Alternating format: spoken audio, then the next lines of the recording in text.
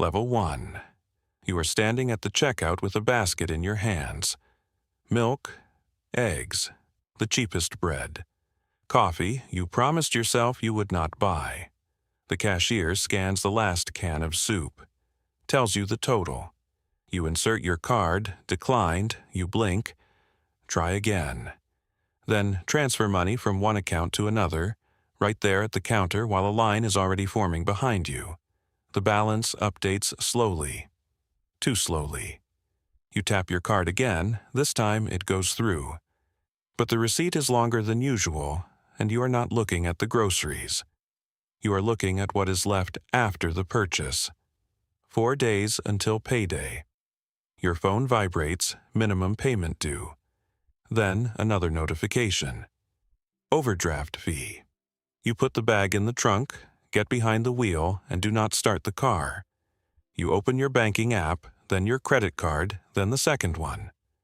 The numbers do not look like numbers anymore. They look like people waiting for you to make one more mistake. You close your eyes, then start the engine. And for the first time, you do not turn on the music. Level 2. You stop counting by months and start counting by payment dates. The 3rd, the 7th, the 12th, the 15th. Each one takes something from you.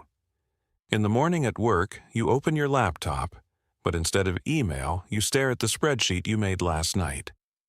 Rent, insurance, car, student loan, 2 credit cards, a personal loan, past due medical bills you kept putting off.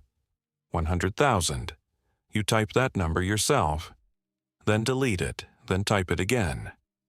A coworker next to you asks if you're going to lunch with them. You smile and lie, saying you brought food from home, even though there is only a protein bar in your bag, bought at the gas station in a 2-for-1 deal. That evening, you call one of the banks. You speak calmly. Too calmly, you ask to move the payment date. The woman on the line sounds polite but not gentle. She reads out the terms. Penalties. Interest. A new minimum payment. You agree, even though you understand you have not saved anything. You just push the wall back a couple of days. That night, you open the fridge and stare inside for a long time, as if a different solution might be sitting there. Level 3. The first real breakdown does not arrive loudly. The car just will not start in the office parking lot. You turn the key, then again. You hear a dry click and nothing else. A second of silence. Then someone honks behind you because you are blocking the wrong spot. You ask a coworker to jump the battery. You stand in the wind in your work shirt, holding the hood up, pretending this is a normal morning. But your hands are not shaking from the cold. After work, you drive to the shop. You wait under a television playing baseball with the sound off. The mechanic comes out with a tablet and gives you the repair estimate. You do not even ask if it can be cheaper. You ask right away if you can pay in installments. You cannot. You sit in the car in the service lot. Call your mom. Hang up before the first ring. Then open your credit card app and raise your limit through a pre-approved offer you have been ignoring for months. Approved. There is no joy in it, only a nasty kind of relief. You pay for the repair with someone else's money you do not have. When you get home, there is a letter in the mailbox, past due notice. The paper is thick, the words are short, and suddenly everything starts to look official. Level 4. You decide to act. You pick up a second job in the evenings. Food delivery. After your main job, you get into the same car you just paid off with borrowed money and drive around the neighborhood until midnight. The first few hours feel manageable. You pick up bags, climb staircases, leave orders at doors with Christmas wreaths, even though the holidays are still far away. People open the door in sweatpants, in nice houses, with warm, normal light inside. Sometimes they tip. Sometimes they do not. At some point, you catch yourself counting not the money you made that night, but how many minutes each climb up the stairs was worth. Then you get a parking ticket. Then a customer leaves a bad rating because a drink spilled, even though the restaurant put the lid on it. Then you stop for gas and realize half of what you made is already gone back into the tank. You get home after 1 in the morning. Take off your shoes by the door and see a missed call from your girlfriend. Then a message. We barely talk anymore. You read it, standing there, still fully dressed. You smell like gasoline, fried chicken, and exhaustion. You reply, "Sorry, just a rough week." But you already understand. A rough week has become a system. Level 5. You start selling things one by one. At first, carefully. An old game console, a watch you barely wear, your better jacket. You photograph everything against the living room wall. Post the listings. Reply to people who haggle over $10 like it is a matter of principle. On the weekend, a guy comes by for the television. He is younger than you, pays in cash, and carries it out alone without effort. The room feels empty right away. You count the bills in the kitchen. It is enough for one payment and part of another. The next day, a girl comes to pick up the bike. The same one you bought when you thought you were finally going to start living right. Riding in the mornings, getting fresh air, burning off the stress. She rides away on it straight from your house. You stand on the porch and watch her longer than you need to. That evening, the woman you are dating comes over to talk. No yelling, no scene. She sits across from you, places her phone face down on the table and says, "You are always somewhere else," that nothing can be planned with you anymore, that even when you are there, it feels like you are still counting something in your head. You do not argue, because it is true. When the door closes behind her, the apartment becomes even quieter than it did after the television left. Level 6. The breaking point comes during your lunch break. They call you into a conference room. Not your department manager, someone from HR. There is a folder on the table. Inside is the layoff notice. The company is restructuring operations. Your position has been eliminated as part of an efficiency move. They speak evenly, almost kindly. 2 weeks of severance. Information about Cobra. Links to job search resources. You nod like this is something you can process later. You gather your mug, your charger, the hoodie from the back of your chair. It is surprising how little of your life fits into one box. In the parking lot, you do not get into the car right away. You just stand there between the rows and look at the building you walked into that morning like it was any other day. Then you call your health insurance provider, then your landlord, then the bank. Everywhere, it is the same. There are options, but every option costs money. That evening, you open your laptop and start sending out resumes. 10, 15, 20.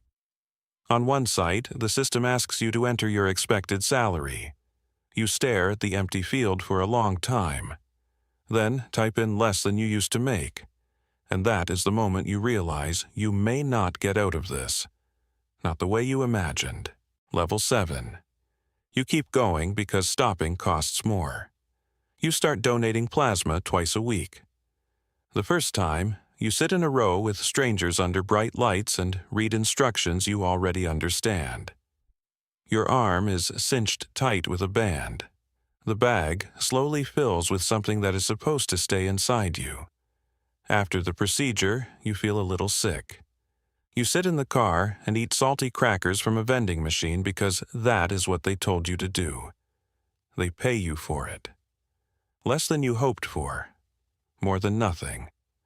At the same time, you agree to a balance transfer with a new card to patch old holes with new terms. A fee. Interest later. The promise of temporary relief. You sign everything online in 2 clicks. Then, a letter arrives from a debt collector about an old medical bill. It is no longer a reminder. It is a demand. You call. Try to work something out. The man on the line asks how much you can realistically pay today. Not this month. Not later. Today. You look at the balance in your account and say a number that makes you ashamed of yourself. He goes silent for a second. That second is enough for you to feel how low everything has fallen. Level 8.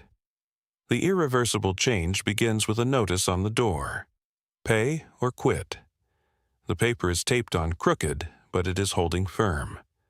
You pull it off, go inside and read it again at the kitchen table, where you have not sat down just to sit in a long time. There is a specific date, a specific amount, a specific threat. That same evening, you call a friend you have only talked to through likes for a long time. You speak quickly, too businesslike. Ask if you can stay with him for a couple of weeks if things get bad. There is a pause on the line. Then he says, "Yeah, of course." His kindness does not make it easier. 3 days later, you load your things into the car. Not everything, only what fits. Clothes, a laptop, documents, a box of cords you take for some reason, like it is part of a normal life. Before turning in the keys, you walk through the apartment. An empty bedroom. The couch left in the carpet. White squares on the walls where the frames used to hang. You turn off the light and realize you are not coming back here as the person who once signed that lease. That night, you lie down on someone else's couch. In the morning, you wake up before everyone else, because you no longer know where your place is. Level 9. Now the debt is visible in everything. In the way you try not to make noise in someone else's kitchen. In the way you put on a shirt after a night on the couch and drive to an interview like you still have everything under control. At the third interview, they smile, shake your hand, and say they are moving forward with another candidate. At the fourth, they promise to call you back. They do not. You start taking one-off shifts wherever you can. Warehouse work, unloading trucks, overnight inventory at a store. Your back aches. Your sleep breaks into pieces. Your phone keeps vibrating anyway. One payment missed. Account under review. Potential legal escalation. One night, after a warehouse shift, you sit in the car in the parking lot and see your reflection in the black screen of your phone. Red eyes, gray skin, hair you have not properly cut in a long time. You open the app and do not try to get things in order. You just look. At the full amount. At every account. At every overdue balance all at once. And for the first time, you do not look for a loophole. You do not come up with a new scheme. You understand something simple. Debt stopped being a problem you could outsmart a long time ago. It became a way of life you now have to survive one step at a time. Level 10. Then the job comes. Not ideal, not prestigious, not the one that starts everything over. Just a job, less money, a longer commute, better than nothing. You sign the offer in silence. No feeling of victory, no music in your head. You just write your name and the date. A week later, you set up autopay for amounts so small they almost feel ridiculous, in places where the numbers used to be big. You agree to a repayment plan. Cancel everything you can live without. Delete the delivery apps. Stop checking your balance every 20 minutes. The debt did not go anywhere. It is still enormous. But now it is not a blurry monster anymore. It is broken down into months, into phone calls, into amounts, into decisions you're going to have to keep making for a long time. One evening, you sit on the front steps outside your friend's house with a paper cup of cheap coffee. You watch cars go by and do not try to imagine when everything will go back to the way it was, because it will not. You became more careful, quieter, less willing to believe in, "I'll deal with it later." You paid for that lesson too dearly, not just with money. And for the first time, that finally sounds honest.